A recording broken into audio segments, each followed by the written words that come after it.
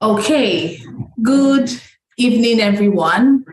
Good evening to our wonderful audience joining from around the world. My name is Amanda Obidike, and I'm so excited to be moderating today's event. I'm dialing in from Lagos, Nigeria. And I'm also trusting that the Art of Technology, Lagos, are very thrilled about today's conversation. Because today we have three amazing powerhouses and leaders in the technology space who will be discussing on building tech talent pipelines for investment advantage in Africa. So today's theme is talent acceleration and a smarter Lagos. But before we, delve in, we're very, very curious to know where you are dialing in from. So please, if you can share in the comment section where you are joining in from and how you feel today. Are you excited? Are you enthusiastic? Are you exhausted? Because I know today is Saturday, so it's a time to unwind. But let's look at it as it's a technical way of unwinding by learning from amazing people that would be sharing their insights today. So before we go in, I would like to introduce our speakers. We have Chidi Nwogu from Nigeria. We have Ahmed Bastawi from Egypt, and we have Larry from Nigeria as well. So I'll just read through their profile just for us to get acquainted, but would also encourage you to please share your questions in the comment section. Tell us how you feel today. Let's know where you are also dialing from. So yes, so we have our first speaker will be Chidi Nwogu, who happens to be the CEO and co-founder of Publicia. Now, Chidi Nwogu is a serial tech entrepreneur and a software developer. He also happens to be the founder of Savvy. And Savvy, as we know, is a global fellowship that has equipped thousands of passionate individuals from different parts of the world. They've equipped them with necessary resources, necessary skill set and knowledge. And, these entrepreneurs today are building sustainable and a more innovative, impact-driven business to succeed as social entrepreneurs. So welcome, Chidi. Yes, okay. Yeah, so Chidi, please just say hi to our audience. Let's just know if they can hear you perfect.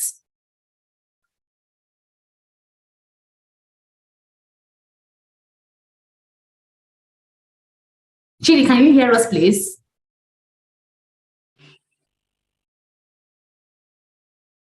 Yes, I was thinking if you can say hi to the audience before I move on to the next, just to share the next speaker profile. Yeah, hi.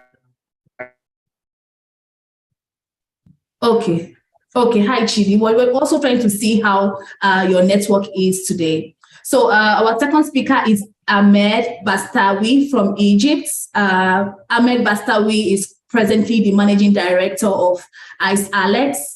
Ice Alex is today shaping entrepreneurship and innovation culture in Egypt.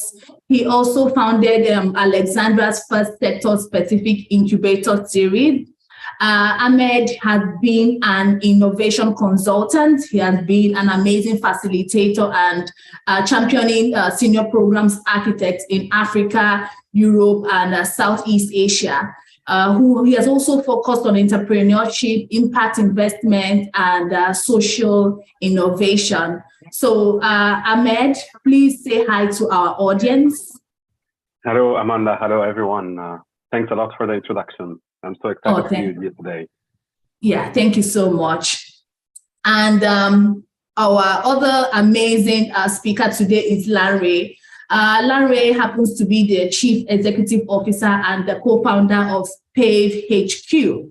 PAVE HQ is Africa's first cross-border international education system that allows students and learners to search, compare, and apply to multiple institutions across the world. Wow, I'm excited already. And they're using this platform to create a very simple and seamless application portal for students. He also serves as the director at the Imperial EdTech. So, Larry, pleasure to meet you today.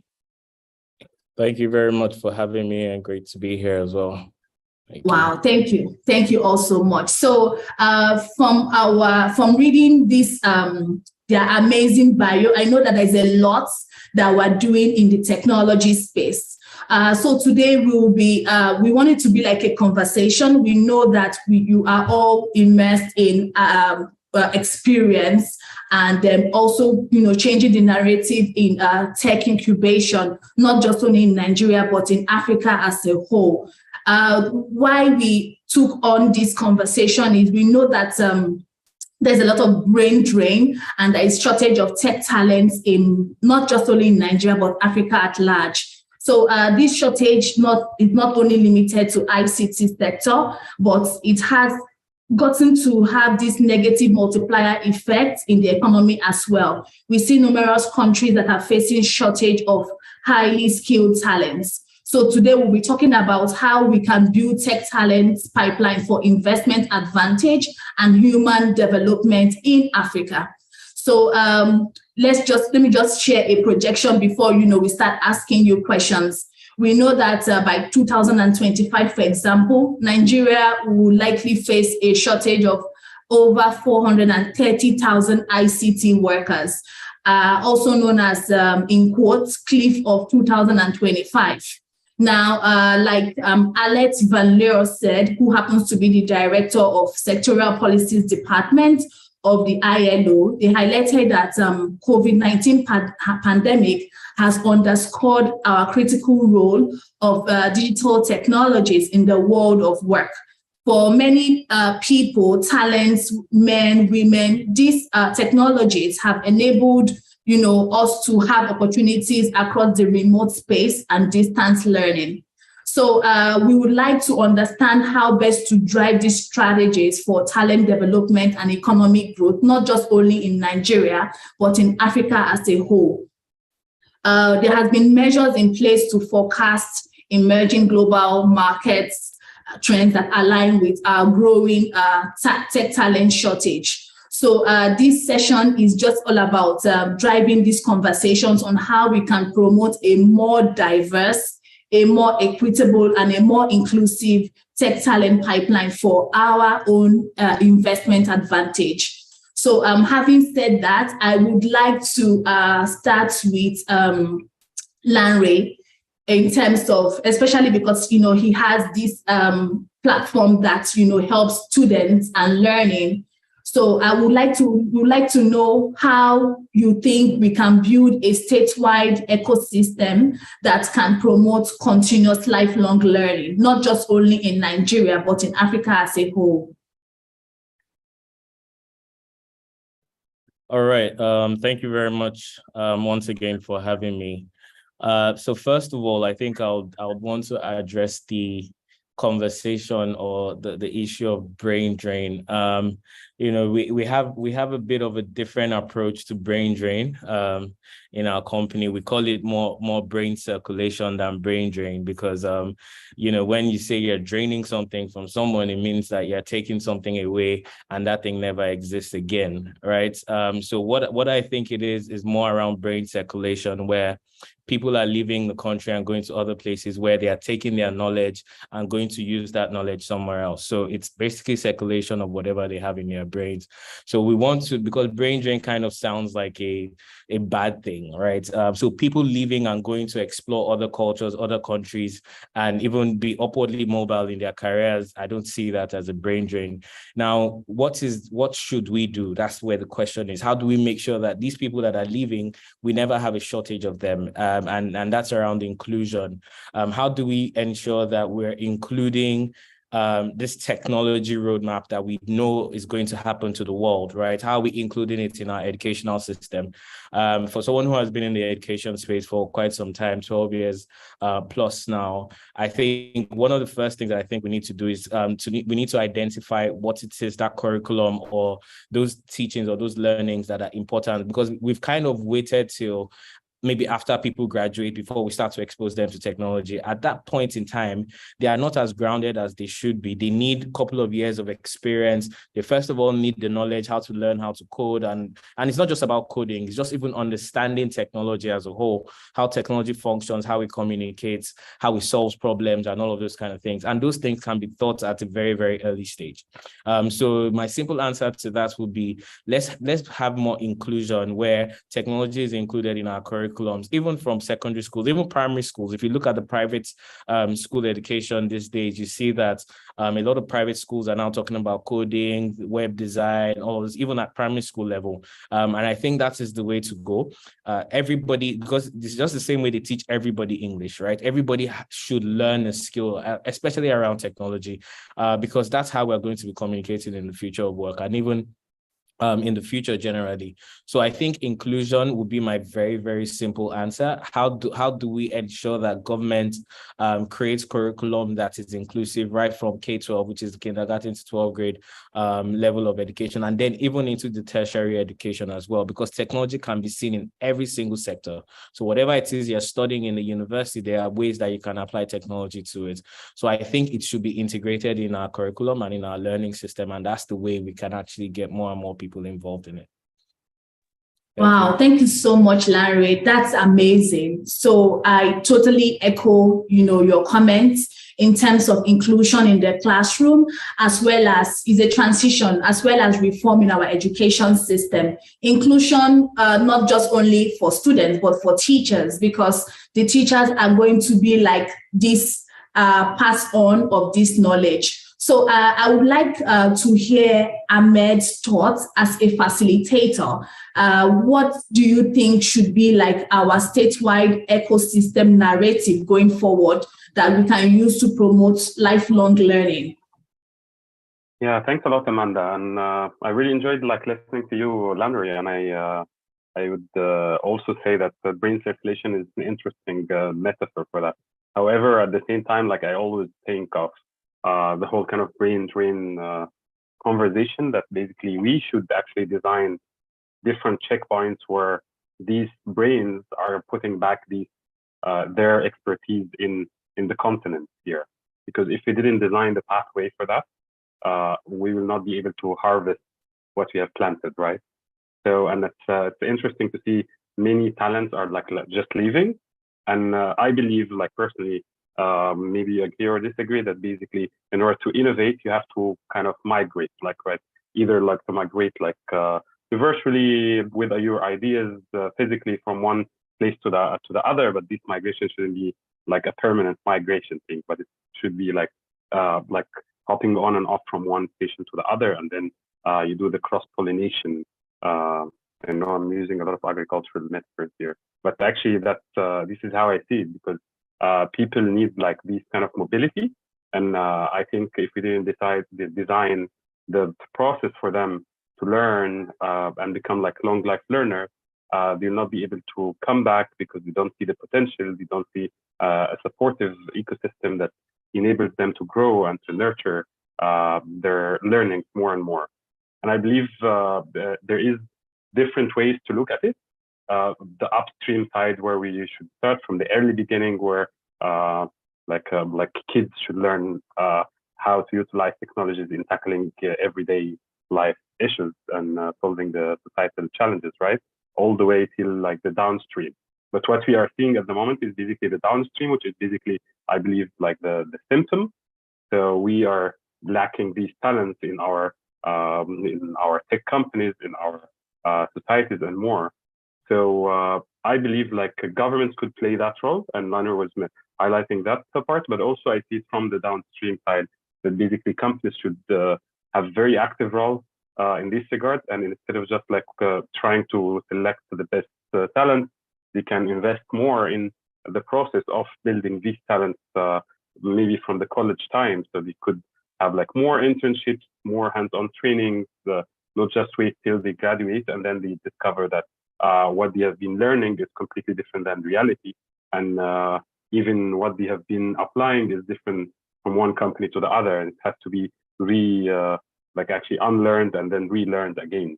So companies should play that role, but also different innovation hubs and ecosystem players should be actively nurturing these spirits, because also there is a big competition between these companies across these talents. So they try, instead of aligning forces and supporting these young youth to become more kind of innovative and creative and tech-enabled, they try to select those best and then they keep them for themselves. And then we have the issues that we are all aware of, which is the turnover of these cases.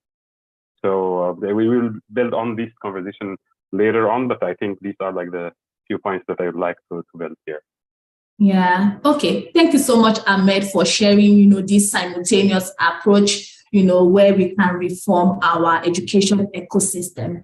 So our next question, I would love Chidi to give his own perspective, especially having a platform of social entrepreneurs, Savvy Fellowship, by the way. So I would like to know your thoughts on why investment in skills is crucial in our rapidly changing global digital economy.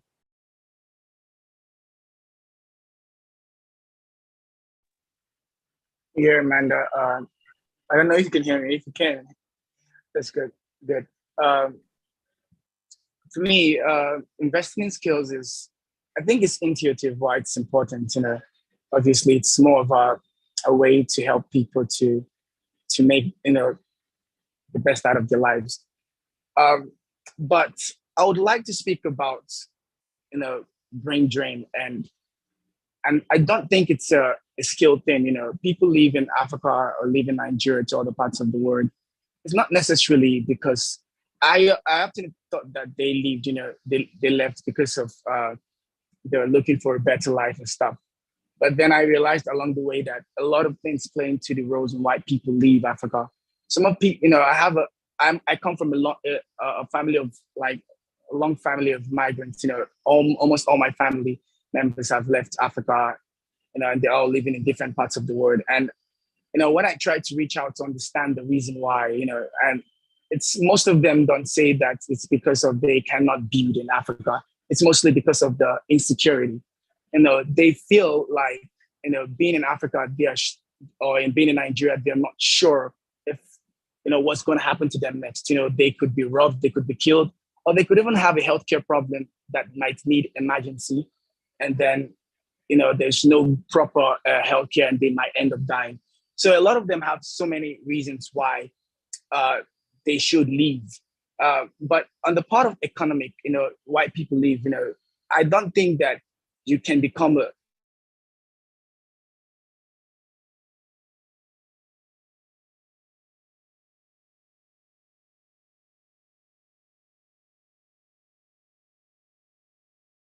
Did you lose Chidi?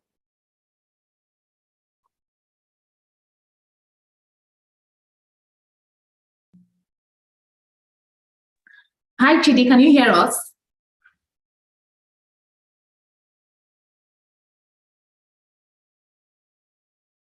Okay, sorry, we lost him, but I think he's back on.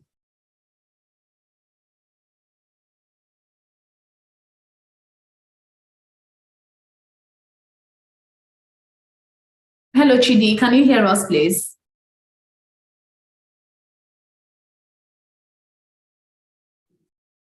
Okay. Yeah.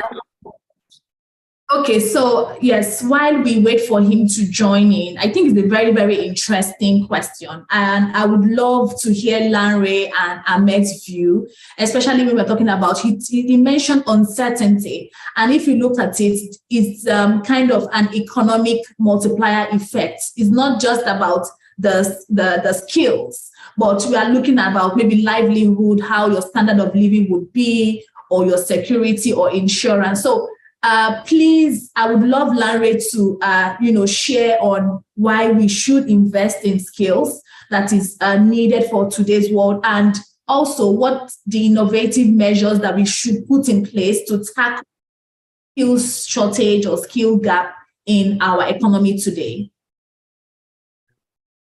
All right. Thank you very much once again.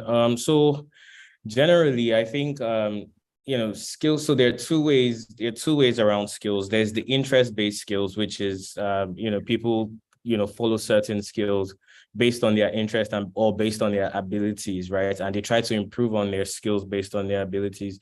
There's also the survival skills, which we all know.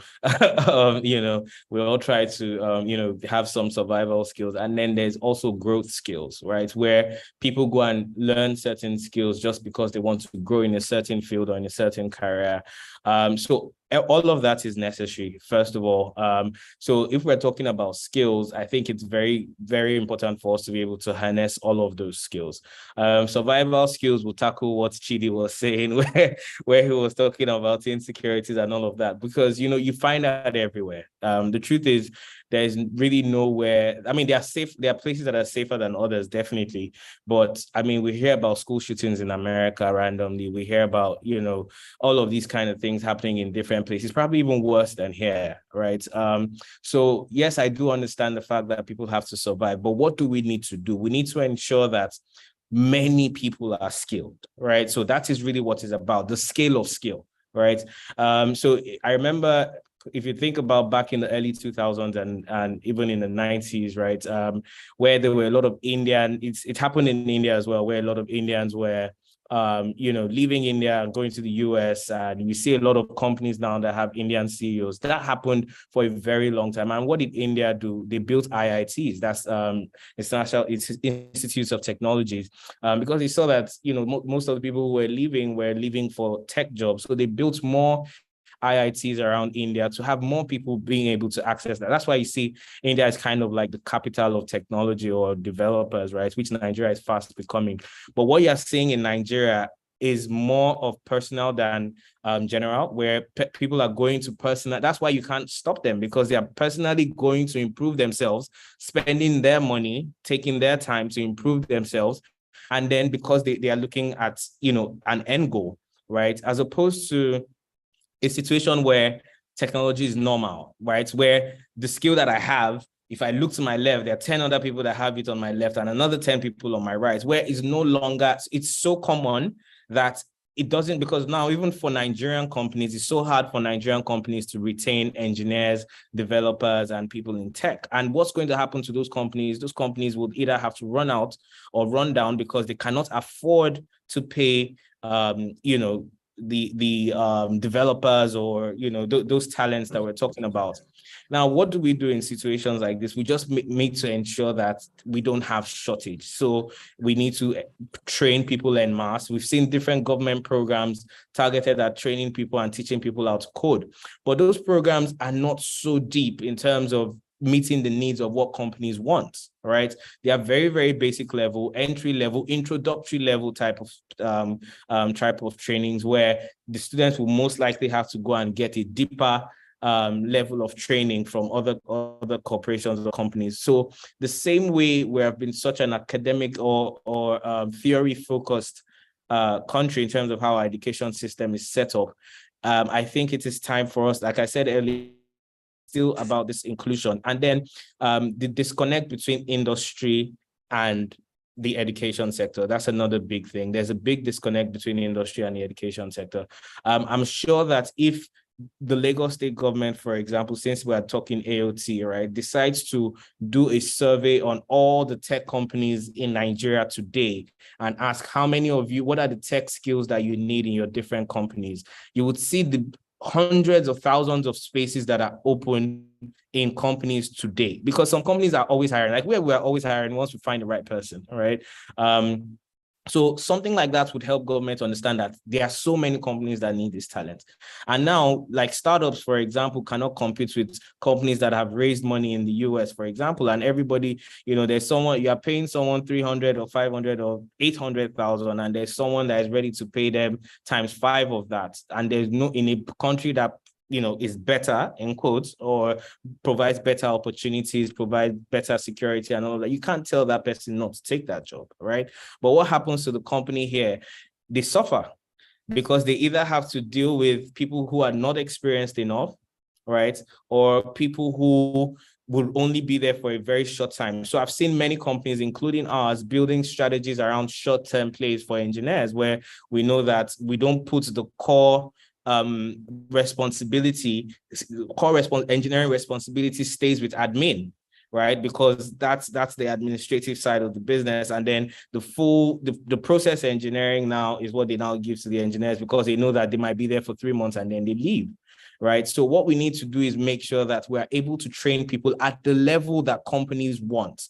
So it's very, very important for us to connect industry with this education sector, where we're asking companies, what do you want? It's very practical. You see it happening in places like Finland, in a lot of countries where they do surveys, ask companies, what do you want? And then we go to the schools and we say, see, there are 500,000 engineering jobs out there. All you need to do is take this course, go through. These are the things that the companies have said they want to see. And if you're able to pass this, we can directly place you into this 500,000 jobs. And how many graduates do we have? We have just about over 600,000 graduates every year. So those jobs are available. But I just think that there needs to be a more deliberate connection between private sector or industry and the education sector. And I think that's going to help a lot. Thank you. Wow. Thank you so much, Larry. I actually agree with what you are saying in terms of a disconnect across, the government sector and the private sector. I also think that we're not emphasizing enough the need to restore human capital policies and education longevity. Because it's one thing for us to have these amazing, brilliant ideas. It's another thing for us to have a framework that guides everybody. Let's know that that's the process. Let's know that that's the procedure. Because if you are having this amazing idea, Chidi is having this amazing idea, Ahmed is having the solution, and we don't have a government that is superseding or that is going to enact this, it just still falls down on deaf ears. So thank you so much for that. We lost Chidi, but Chidi, we're happy you are back. So please, if you could just help us, give us your thoughts on how we can drive innovative measures to tackle the skills shortage that we would require in our world today.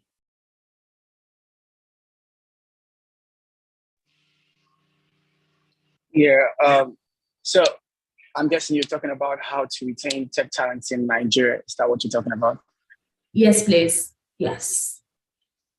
Well, I think a huge amount of it is just based on workplace environment and how you feel you're being treated or how you're being compensated for the work that you do.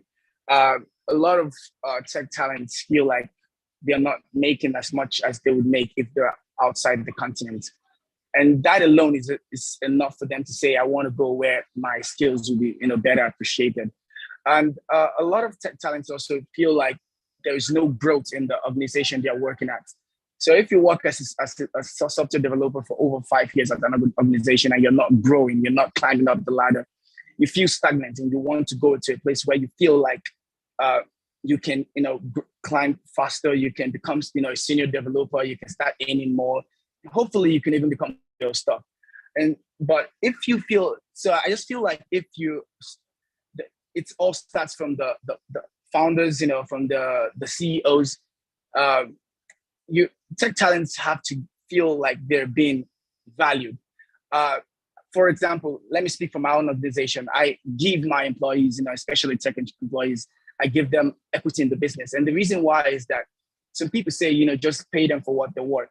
But I believe that if they feel like they are part of the growth of the business, if the business grows, then they grow. Then they would really want to be part of the business growth. They would do everything like it's their own baby. And so when a developer feels, for example, that they are dispensable, that in the next minute you can kick them off. They don't feel like they have a home, so they'll keep looking for a place where they feel most comfortable. And the funny thing is that a lot of this happens to a lot of millennials and Gen Zs. If all the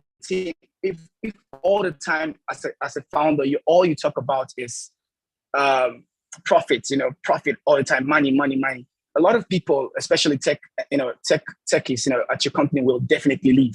And the reason why is that a lot of people don't feel connected to profit-driven organizations, even if, obviously we all have to make money, but if money is everything you think about, or that's all that's only how you measure the success of your organization, a lot of people will leave because they feel it's toxic, that, this is not the right place for them. So they want to be in a place where they believe that you care not only about them as employees, but also the people that you're serving.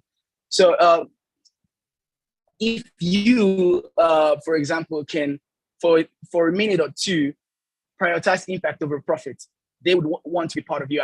There was this survey that I was part of recently. It happened in Belgium, and they said that a lot of people said that they would work for organizations that they felt had a social impact over profits. This means that they would pay premium, or they work with an organization that provided environmental friendly products, as in contrast to those that didn't really care about the environment.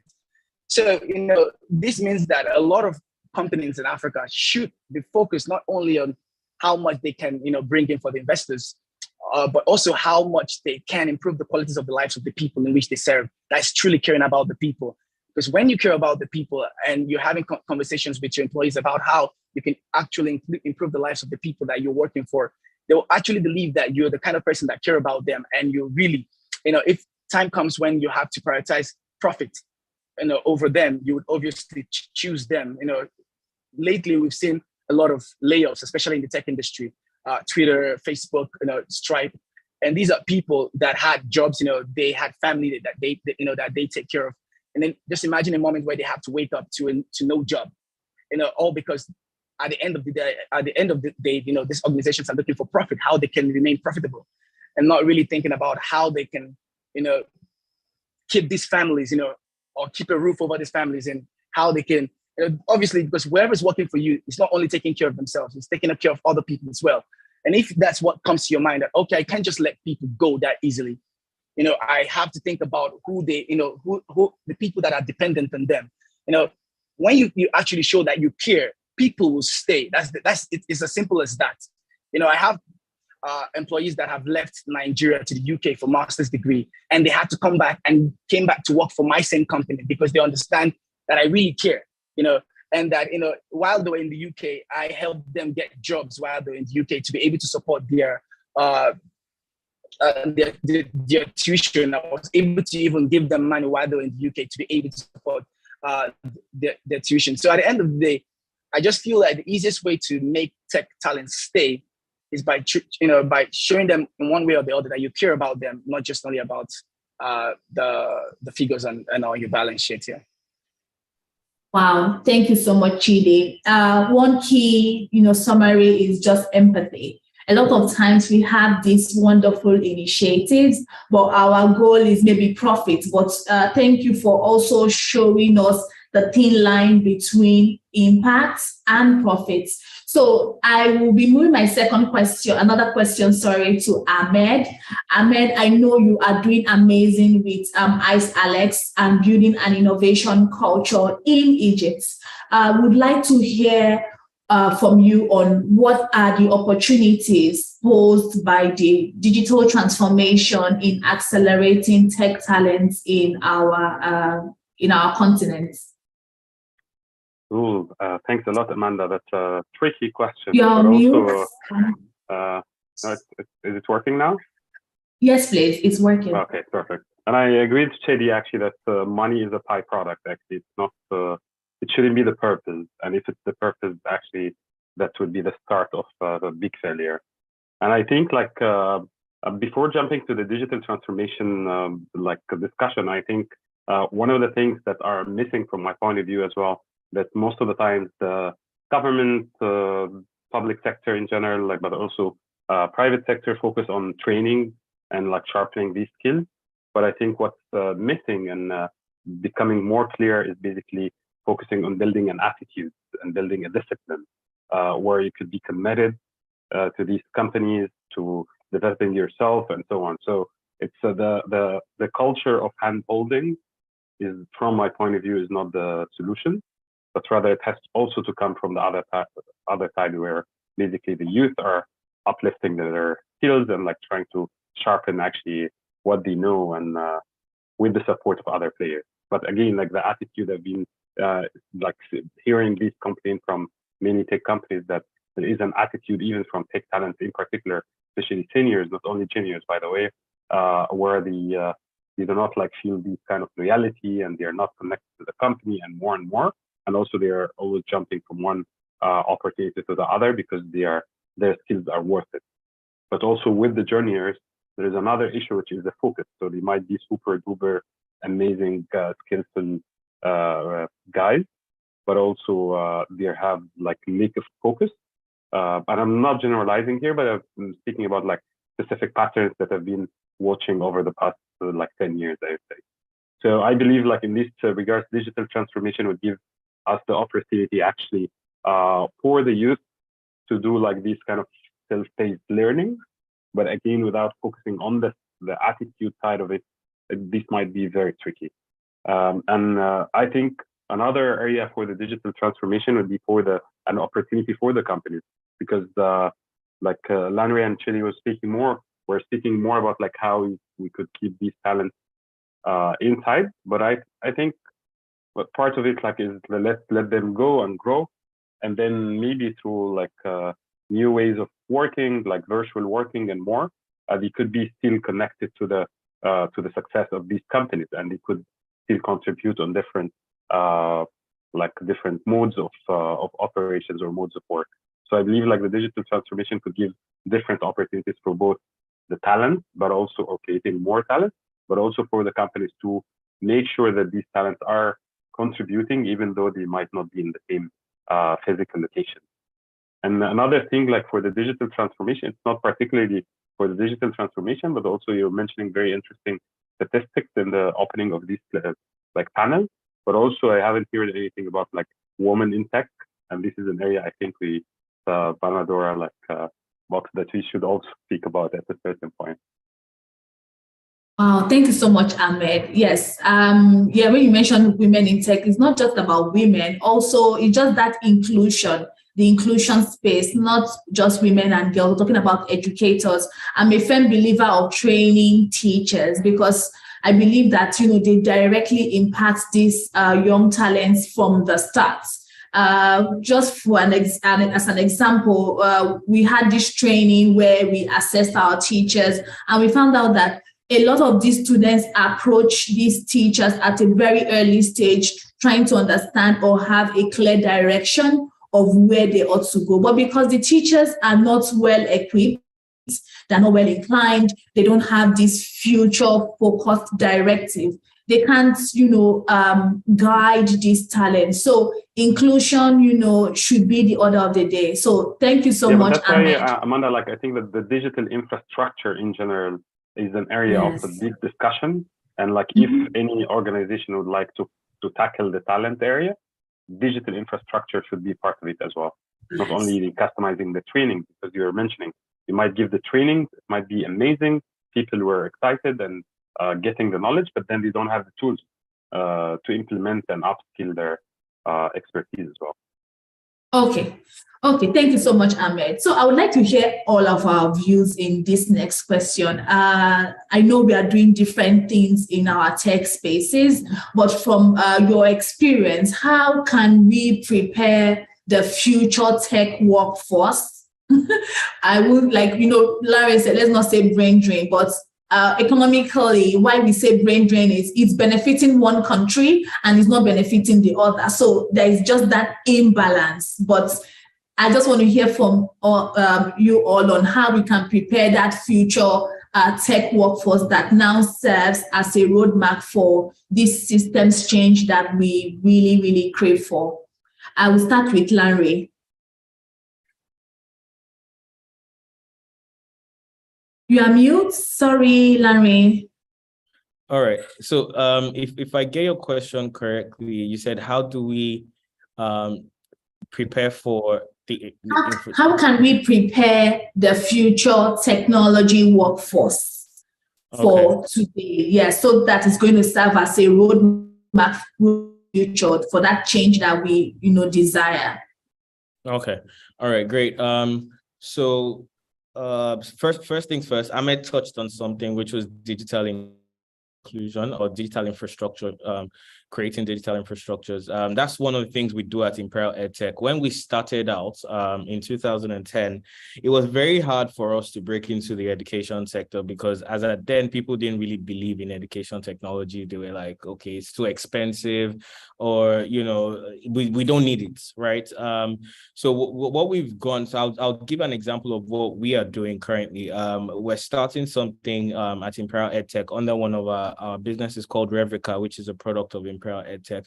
And we're starting something called hardware as a service. I'm sure this is, some people are familiar with this, right? Where people can get access to laptops and, you know, technology tools where they don't have to necessarily pay upfront for it. We see some companies, BNPL companies, this is actually different from BNPL because what you're doing is just subscribing to a device where you would always own a device. So one of the challenges we've seen, I'll start from the company side and then I'll go down to the education side, which is, I'm sure you know, that's my area, right? So for organizations, we see that a lot of organizations find it hard to even equip all of their staff, especially with like laptops and things like that, because it's such a heavy cost, right, to be able to give all of the staff laptops. So we're looking at organizations, SMEs, startups. So what we're doing is we're trying to build, because we have an OEM license, we're a local OEM, we're trying to build devices, laptops, that people will be able to access, and all they have to do is just subscribe monthly for it. So if you're a company or you're a founder, for example,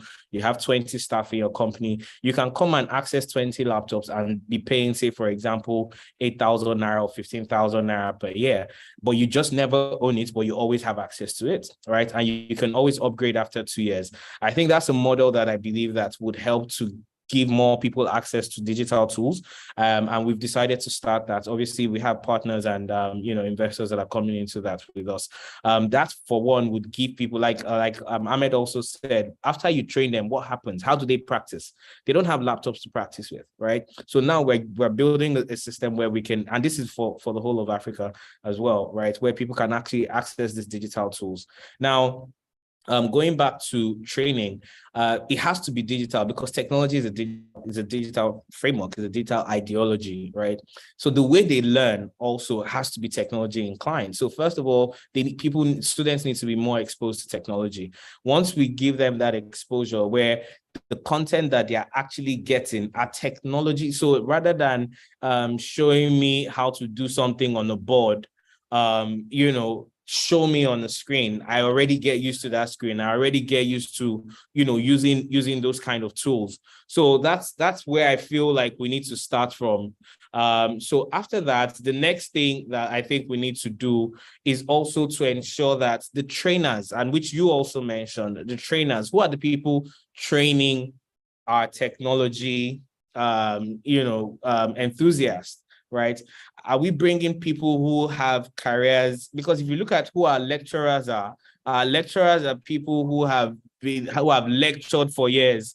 Sorry, I just switched. Our lecturers are people who have lectured for years, right? Who have ensured that they gain experience in lecturing before they start to lecture students. But when you look at the people that are training developers and training all of these guys, these are probably people who work in one organization, maybe 2 years of experience, and they say, oh, they are teaching other people how to code. That's why I said the depth of the trainings are very basic, to the point where it doesn't have a long-term value chain. So what do I feel we should do? When someone is trained, there should be an opportunity for that person to be placed on an internship in an organization, right, where there's workplace experience. It's very, very important for experiential learning, right? We do the theory is all well and good. They need experience. That's where people grow, where they are giving jobs, they are giving tasks, not just, trying to go on GitHub and look for already existing codes to kind of play around with. So I think that inclusion, integration, like I said, so when someone gets trained, there should be an end goal. So for all the companies that are doing trainings and training people on tech, and even the schools, there should be an end goal of what happens to that person after the training. So that's what we call competency-based education, right? CBE, OBE, outcome-based education, competency-based, where you know that at the end of this training, this person is competent enough, to be able to deliver the value to any organization across the world. So I think if we can interject all of those things together, number one, the technology infrastructure, number two, the outcome-based education, and then number three, the quality of the trainers, increase the quality of the trainers, I think we'll be able to achieve a lot of success in terms of growing more technology talents in the continent. Thank you. Yes, thank you so much, Larry. I totally agree with you, especially in our system where it's more theoretical based driven. It's high time the classroom, moves to a more practical approach. Because, for example, you teach students in introtech friction. They just cram that as a definition, but they don't know how to apply that friction. So I totally agree with you. I would move my next question, that's the same question to Ahmed. Ahmed, please share. You are from Egypt. It may be the same or it may be different, but what are your perspectives on how we can prepare the future tech workforce to serve as a good roadmap for the future? I think Larry said it all, but thanks for that. But building on that, actually, I believe that one of the interesting things that could be done along with the training is basically building these kind of learning support communities. So where you have like these communities, like peers from the same stage, are trying to go through the journey together. And these stay together like for years, because even if you join different companies, they stay as these kind of support buddies. And one of the things that most of the learners in general need is this kind of resilience, right? So by staying in these communities, they could build this kind of resilience on the go and get the right mentoring and support. But then while having these community circles, you can like also try to support them along with different kind of upgraded skills, but also knowledge, where they can apply and then discuss and then learn more and more from that. So this is one side that I see it, but also I see it from another side where basically like more innovation hubs could basically provide their spaces to allow like talent to practice and enjoy that through like different kind of methods and methodologies that we see. And then we can speak more about like how companies could start early on by integrating like young talent. They might not be the talents yet, but like, I mean, the talents to be, by integrating them as part of the processes of the company. I know that this is huge, like an intense resources wise, and many companies would have been complain actually because this puts more pressure. But if you see it from a strategic, holistic point of view, it actually makes sense because you are building these pipelines for your company. But also, if one company is doing that, but also along with other 10 other companies, then you're literally uplifting the ecosystem, and then these 10 would basically inspire 10 others to do the same. So you'd have like a chain connected to each of these companies for like young talent connected to the company, basically. But then not only integrating them in a way that they are just like learning. I don't really believe like in like the open learning sometimes work, but like in our case here, it should be directed learning. So it should be for the sake of doing the specific job.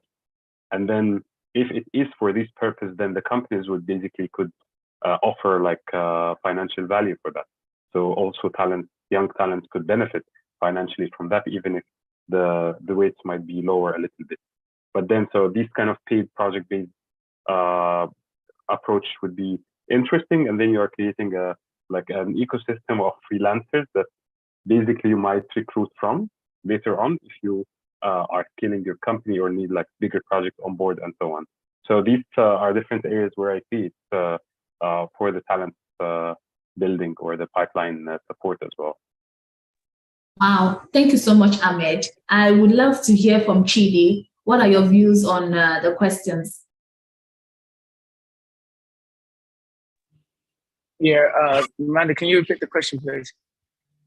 Sorry. Okay, so we're asking on how we can prepare the future technology workforce that now serves as a roadmap, or maybe say a framework for the systems change that we desire. Yeah, so honestly, I think that the tech ecosystem in Africa or in Nigeria should emulate the music industry. And people would ask why, what's the correlation, between them. And I always say that the only thing that Africa has gotten right is the music industry. And it's clear because, for example, if you're on iTunes and you have access to, so many music, you find a lot of Africans downloading and paying for African music in contrast to foreign music. And the question is why? This is because we've come to a point where we've begun to love and appreciate our own. So, for example, if you train a software developer in Nigeria, you give them everything and the support that they need, but then they realize that the only reason why you're going to choose them is because they're cheaper. That's not really a good motivation. For example, I think this happened 10 years ago. Someone was about to build, a platform, and he approached an American organization to build it for him. And they said they gave him a code that was too expensive. And so he said, I can't pay this. And they said, okay, I know a guy in Nigeria that can do this. Back then I was in the university. They said, I know a guy in Nigeria that can do this for the price that you're asking for. And he came to me and I did it for him. But it's much later on in the future, I asked myself a question. The reason why he chose me was because I was affordable and not because I was the best. And in reality, I could be much better than the companies in the US, but they're only choosing me because I was affordable. And this happens to a lot of organizations in Africa. When we want to hire, for example, if you have an American trained software developer and a Nigerian trained software developer who are asking for the same amount of money to be able to build a certain tech product, who are you going to choose? There's a huge chance you're going to go for the American software developer who is asking for the same amount the Nigerian is asking for. And it doesn't make any sense, that you're only going to choose the Nigerian all because they're affordable. So if we can get it right, that's the way the music industry have, learn to support our own, learn to love our own, learn to pay our developers or our tech talents, our data analysts, for what they're worth, appreciating them and choosing them over any other person. That's the future. That's what I see as the future.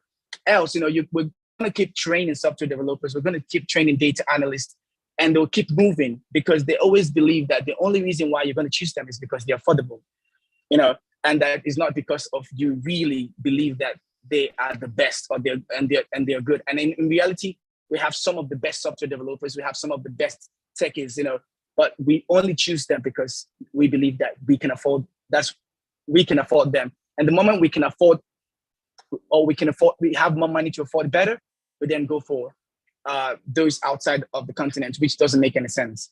So I think that's the future, for us to be able to support our own and use our own, not because of we can afford them, but because we love using them. Yeah. Yeah, I totally agree with you, Chidi, but I'm an optimistic person. So I love when you give the instance of, the music industry, how, it's now like an Africa to the world. Our voice, our talents are, getting these global awards. But I also want you to know that it was a phase. 10 years ago, it may not have been the story. I remember how we were in the university and, Nice. There's the lyrics of Nice that he said he's going to bring Grammys. When we hear that, we used to laugh at how ridiculous it is.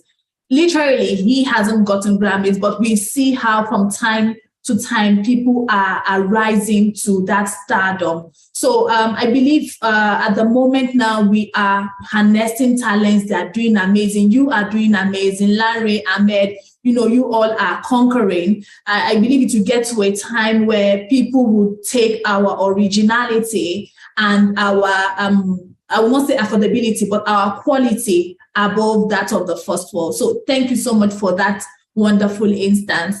I have a last question. It's like a 2-in-1 question, and I would love to have our view. So after all said and done, the strategies, these are the processes that we need to put in place.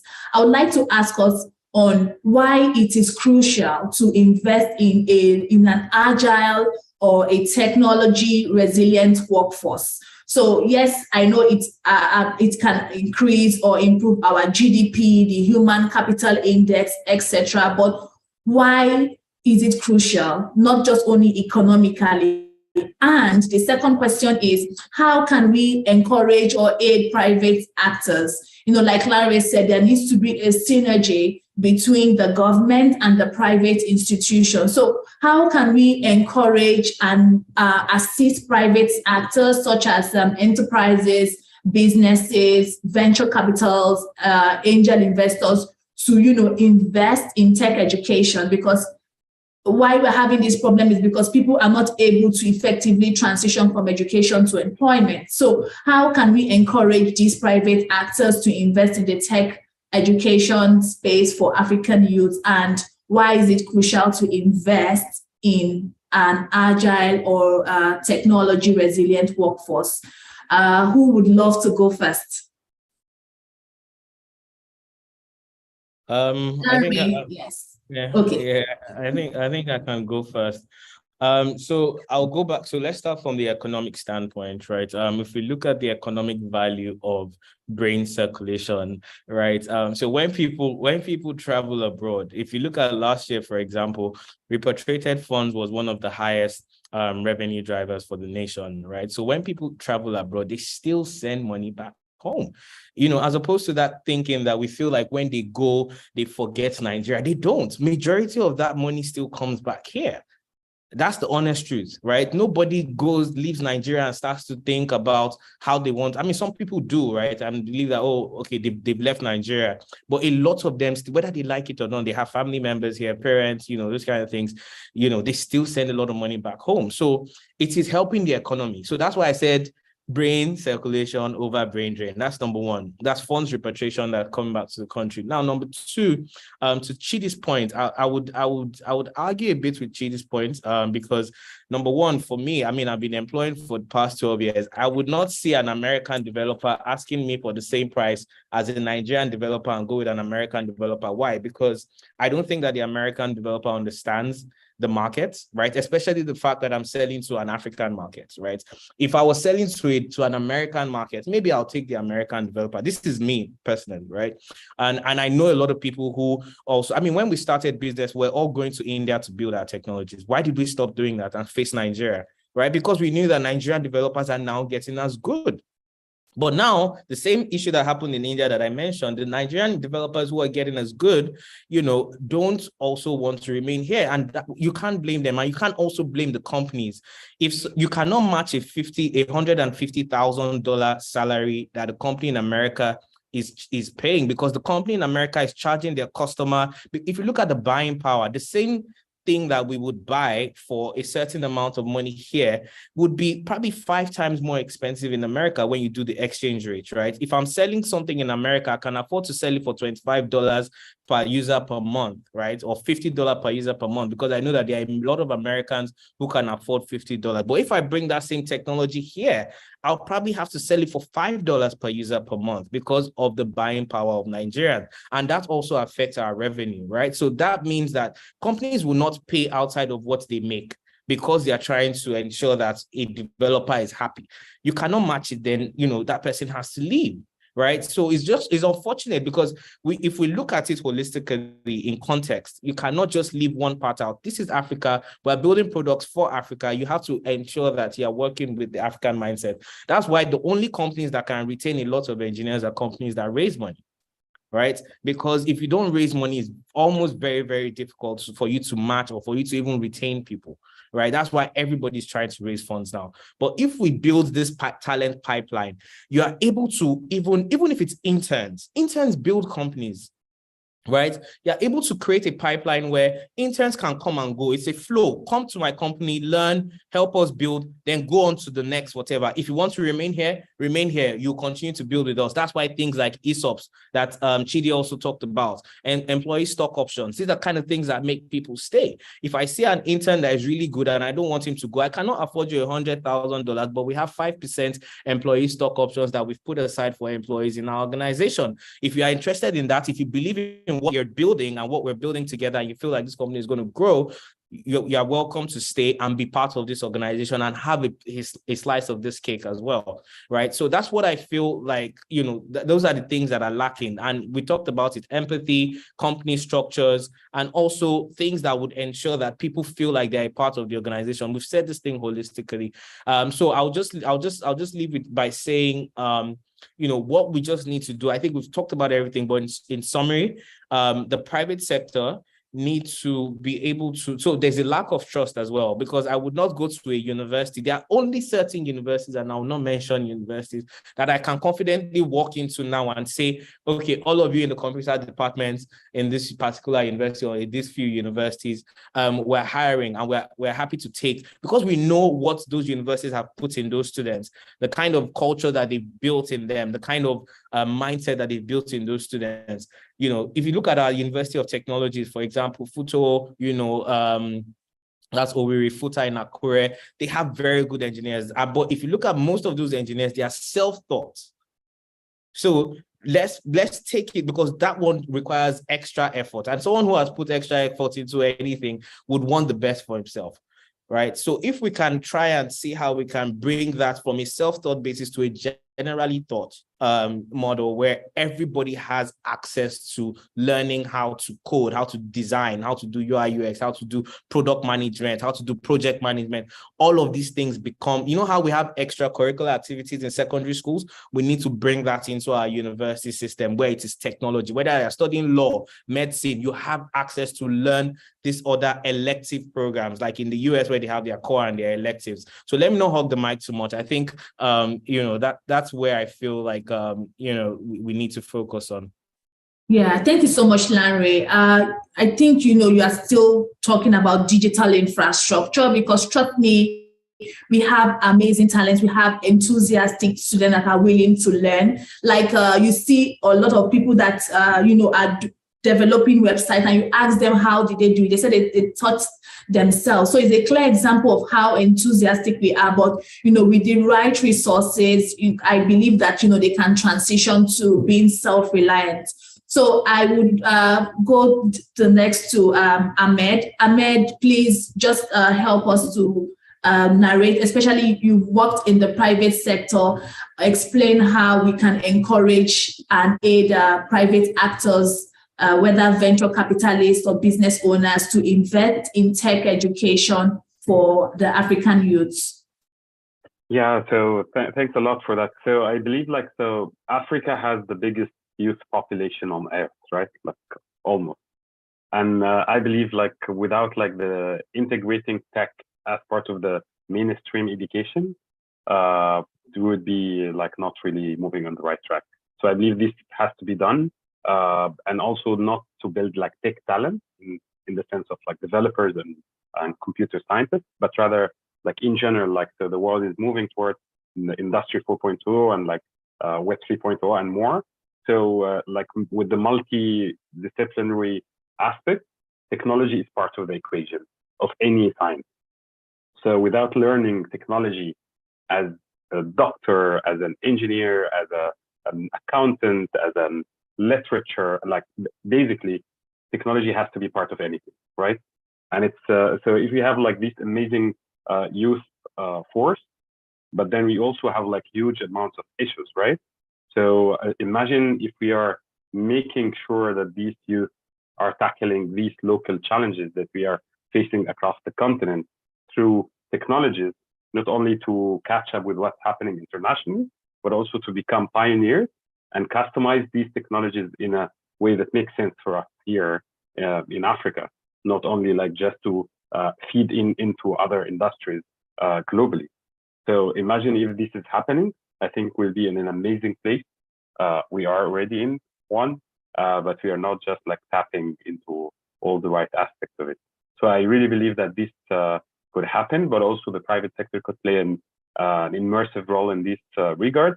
And again, I was giving different examples of how the private sector could plug and play different kind of projects, aspects, practices into this equation. But also, even for the public sector, we have to utilize the expertise of the private sector into doing that. And it has to be part of a mainstream process. instead of just like doing education for education, but it has to be part of like very kind of target driven journey, I would say.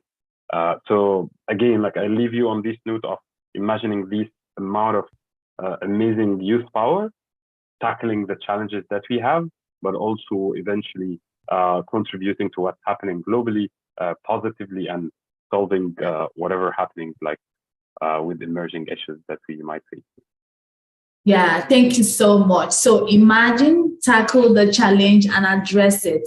Thank you so much, Ahmed. I would be yielding the mic to Chidi. Chidi, please just briefly tell us why it's crucial that we invest in a technology resilient workforce and why private actors should get involved in tech education in Africa. Yeah, personally, I think it's a no-brainer why the private sector should get involved, because eventually it's going to flow back into them.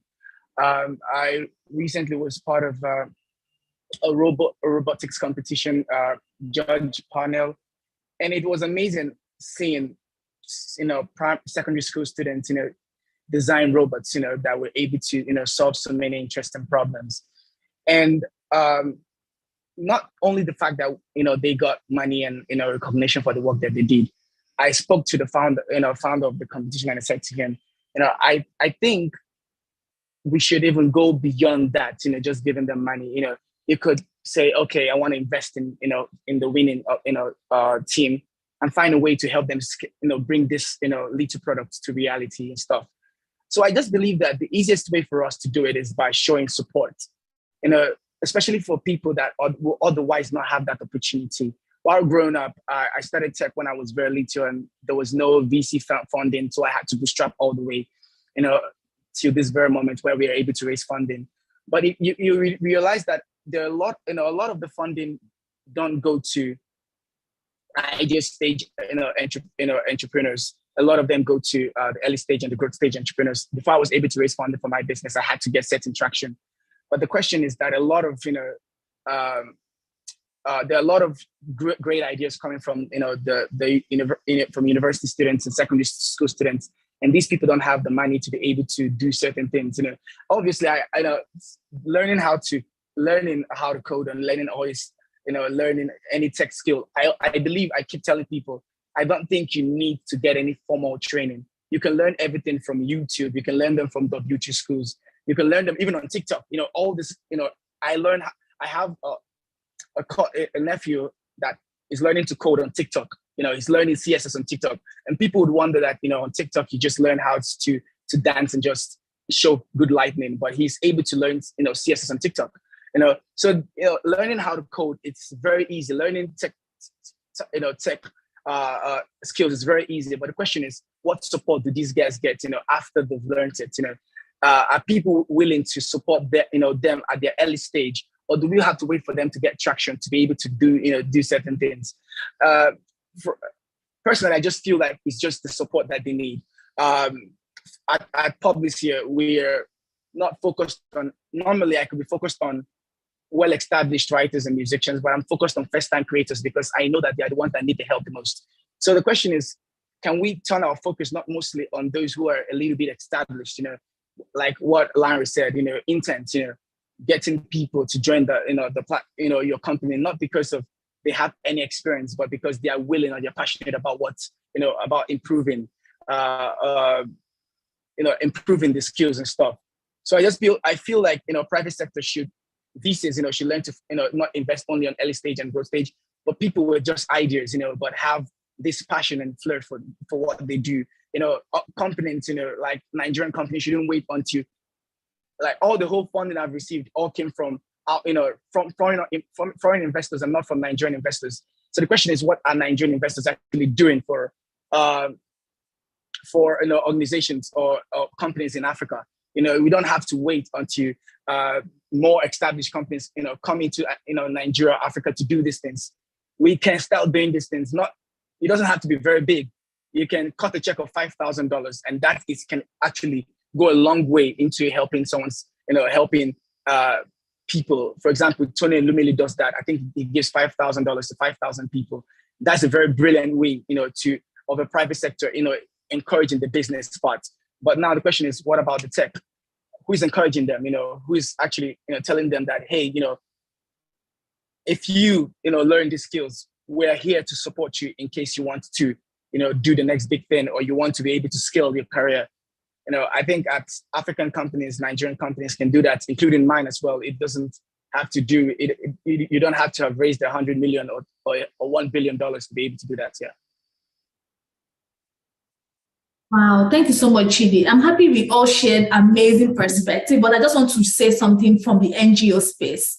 Time and time again, there is this difficulty where NGOs have these amazing ideas of upskilling or ensuring that whether educators or students have that resource tools or what can aid their learning. But support doesn't come as it should compared to other countries from the private sector. You mentioned, competition. A lot of times you may have this amazing idea of showcasing talent, but then you don't have enough private institutions that are willing to support this cause. Sometimes it can get frustrating. Sometimes you're not even asking for rewards. So one thing about students is they don't just want that reward. They don't want it. They just want someone that believes in that idea. You can, like Larry was saying, okay, designing this kind of hardware provision for them. Sometimes these students just need you connecting them to like an additive manufacturer, for example, or someone that can help them remodify their prototype.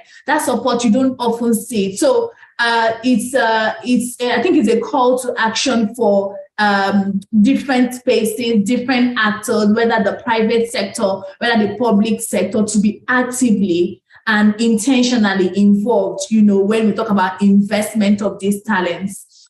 Thank you all so much for giving your wonderful 2 cents. To me, it's more than a 2 cents. You all gave amazing ideas on how we can, build tech talent pipelines for investment advantage, not just only the investment, but for sustainability. I really appreciate us giving our time. We spent 1 hour and 13 minutes. We just want to appreciate you and thank you for, yielding your time. I'm also trusting that our audience would, connect with you if they have any questions that they would love you to talk on, or if they can engage on with you for that. So thank you all so much for joining. Thanks a lot, Amanda. It has been a pleasure being with you all, and hope to meet very soon. Thank you. Thank you, Ahmed. Thank you, Chidi. And thank you, Amanda, as well. All right. Thank you very much. Thank you. Are we done? Yeah. Are we off? Amanda, no. So the Art of Technology 4.0 program is coming up next week, Thursday and Friday, where we're going to be having tech experts, authorities, policymakers drive conversation around talent acceleration and smarter Lagos. And this is just a pre-conversation before the main event coming up next week, Thursday and Friday. Save the date, save the time, 8th and 9th of December. And thank you all for joining. Thank you, Amanda, for the beautiful and amazing moderation. And thank you to our amazing speakers for the loads of values and insights you've shared with our audience. So see you on the main event next week, and have a great time. Bye. Okay.